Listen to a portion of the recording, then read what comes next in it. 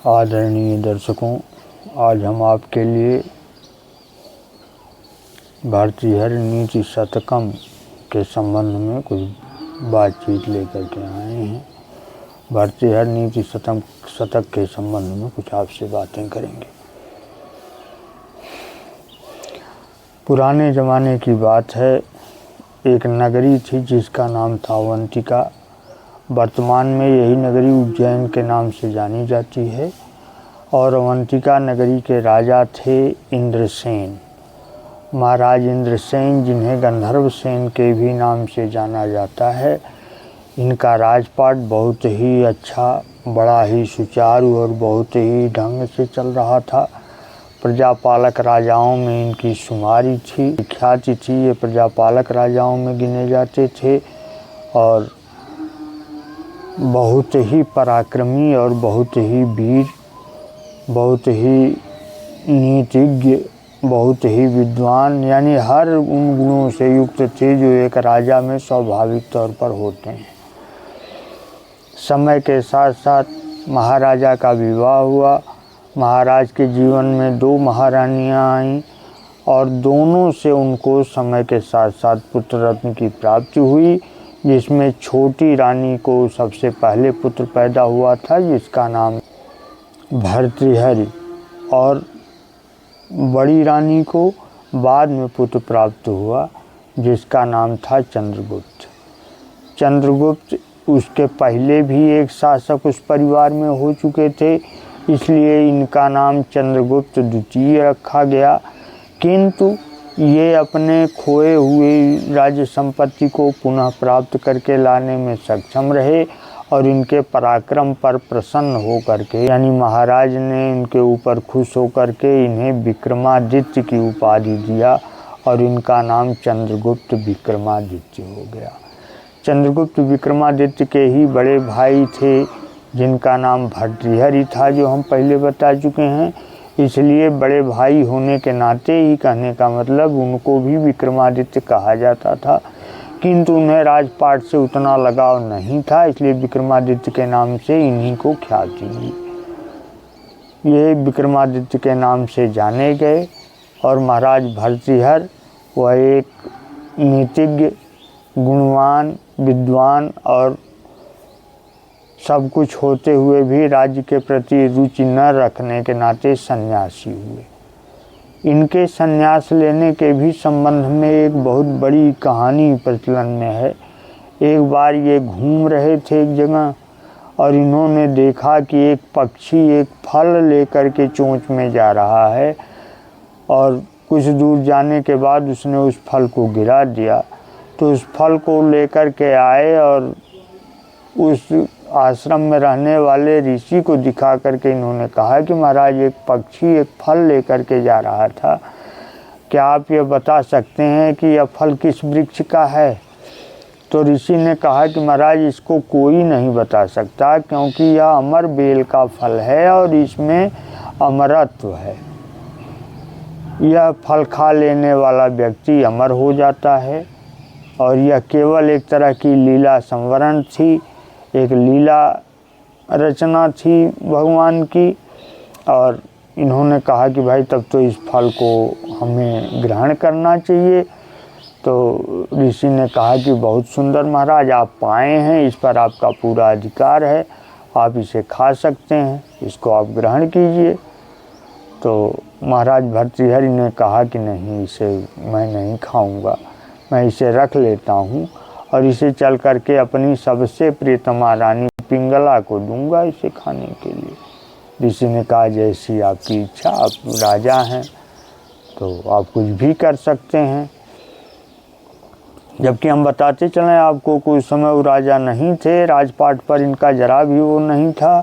ये अपने भाई के नाते लोग इन्हें भी राजा की ही संज्ञा दिया करते थे हमेशा, क्योंकि वो इनसे पूछ करके ही हर कार्य करते थे, बड़े भाई का सम्मान करते थे। तो इन्होंने कहा कि कोई बात नहीं, मैं इसे रख लेता हूँ, लेकर के आता हूँ। ऋषि ने कहा कि ठीक है, ले जाइए, आप खिलाइए, जिसको चाहे उसे खिलाइए या स्वयं ग्रहण करिए, अब ये आपकी मर्जी है। तो ले आए, उन्होंने उस फल को पिंगला को दे दिया। पिंगला यानी कि सबसे छोटी रानी थी, मैं कई बार बता चुका हूँ। और पिंगला रूप यौवना और वाणी में भी उनकी स्फुटता थी और कोकिल बैनी उनको उपाधि ही मिली हुई थी, इसलिए सब मिला करके उनके भी भीतर स्त्रीयोचित तो सभी गुण थे जो एक सुंदर नारी में होने चाहिए। महाराज ने उस फल को पिंगला देवी को दे दिया ले आकर के। पिंगला ने पूछा यह क्या है? उन्होंने कहा कि यह एक ऐसा फल है जिसे खा लेने के बाद आदमी जरा मरण से दूर हो जाता है। जरा कहते हैं वृद्धावस्था को, यानी बुढ़ापे को जरा कहते हैं। जो भी इसे खा लेगा वो जरा और मरण से दूर हो जाएगा। तो रानी ने कहा बड़ी अच्छी बात है, तो इसको मैं खा लूँगी। उन्होंने तो राजा के सामने ले लिया उस फल को, लेकिन खाई नहीं। उसे ले जा कर के उन्होंने दे दिया अपने राज्य के एक युवक को जिसे वो बहुत चाहती थी।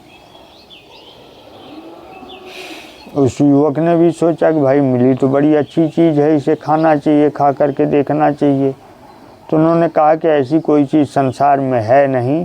ऐसा है कि मैं एक नर्तकी के पास जाता हूँ और वो नगर की सबसे खूबसूरत, सबसे सुंदर और सबसे अच्छा नृत्य करने वाली नर्तकी है, इसलिए यदि मैं उसे दे दूंगा तो कुछ उसका लाभ हो जाएगा। तो ले गए, उन्होंने दे दिया उस फल को उसको। वो अपना नाच गाना कर रही थी, बाकायदे कार्यक्रम चला, कुछ देर तक कार्यक्रम उसका चला। इसके बाद जब उसने कार्यक्रम का समापन किया तो देखा उसने फल, पूछा इनसे क्या बात है, कैसा फल है? तो उन्होंने पूरी विशेषता बता दी कि ऐसा फल है, इसकी यही विशेषता है। तो उसने किया क्या, वो ले जा कर के राजा को दे दी।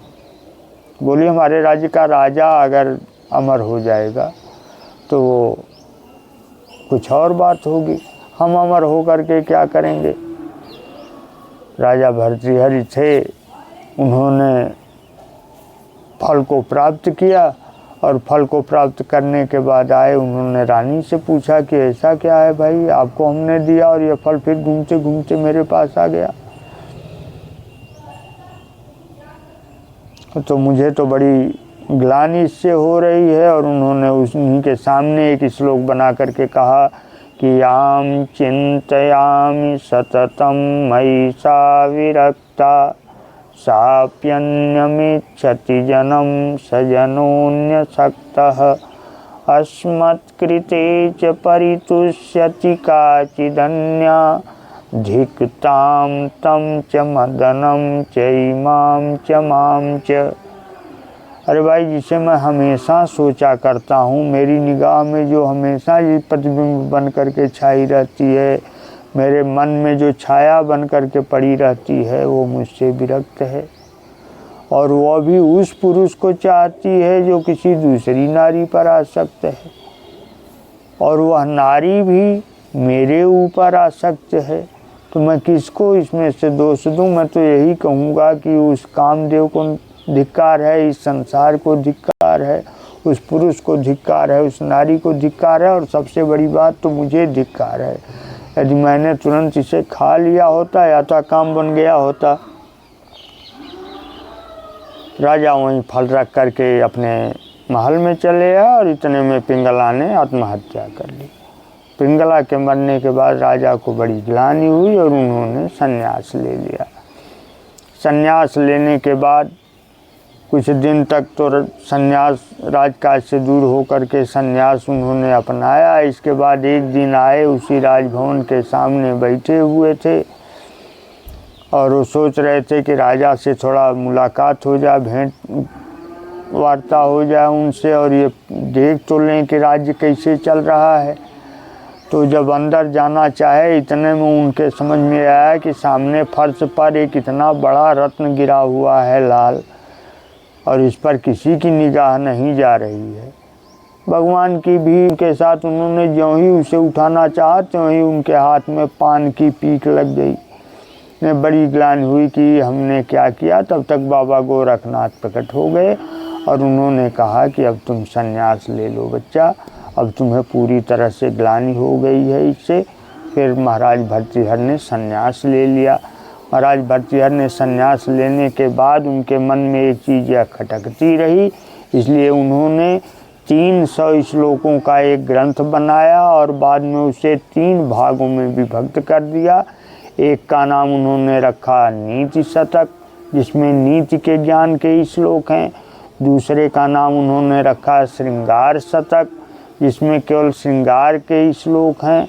और तीसरे का नाम उन्होंने रखा वैराग्य शतक, जिसमें केवल वैराग्य से संबंधित श्लोक हैं। नीति श्लोक का सबसे प्रसिद्ध श्लोक है, जिसे लोग अक्सर गुनगुनाते हैं, वो श्लोक है केयूरान विभूषयन्ति पुरुषं हारान चंद्रोज्ज्वला न स्नानं न विलेपनं न कुसुमं नालंकृता मूर्धजा वाण्येकासमलंकरोति पुरुषं या संस्कृता धार्यते क्षीयन्ते खलु भूषणानि सततं वाग्भूषणं भूषणम। उन्होंने यह कहा कि केयूर जैसे आभूषण व्यक्ति की शोभा नहीं बढ़ाते, न बहुत स्नान ही उसकी शोभा और सुंदरता बढ़ाते हैं, न चंदन न विलेपन, विलेपन का मतलब कि तेल इत्यादि की मालिश करना, ये उसकी शोभा नहीं बढ़ाते। केवल व्यक्ति अगर सुसंस्कृत भाषा बोलता हो, कहने का मतलब कि उसकी भाषा में किसी प्रकार का दोष न हो, किसी को वो अपशब्द न कहता हो, बहुत बढ़ चढ़ करके न बोलता हो, तो अपने आप संसार में उसे शोभा मिलती है, लोग उसकी प्रतिष्ठा करते हैं। और किसी भी तरह के आभूषण नहीं होते, बल्कि यह भाषा ही व्यक्ति का भूषण होती है। इसी प्रकार उन्होंने आगे भी कहा है, जिसका उदाहरण हितोपदेश में भी लिया है इन्होंने, उद्यमेन हि सिद्ध्यन्ति कार्याणि न मनोरथै सुप्तस्य सिंहस्य प्रविशन्ति मुखे मृगा। उद्यम करने से ही कार्य सिद्ध होते हैं, न कि केवल मनोरथ करने से, यानी परिश्रम करने से किसी भी कार्य में सिद्धि प्राप्त की जा सकती है, वह कार्य हो सकता है। क्योंकि यह नियम है कि कभी भी सोए हुए सिंह के मुंह में मृग अपने आप नहीं जाते। और इसी प्रकार उन्होंने तरह तरह के श्लोकों की रचना की। इस प्रकार के 100 श्लोक हैं जो नीति में वर्णित हैं और नीति शतक के नाम से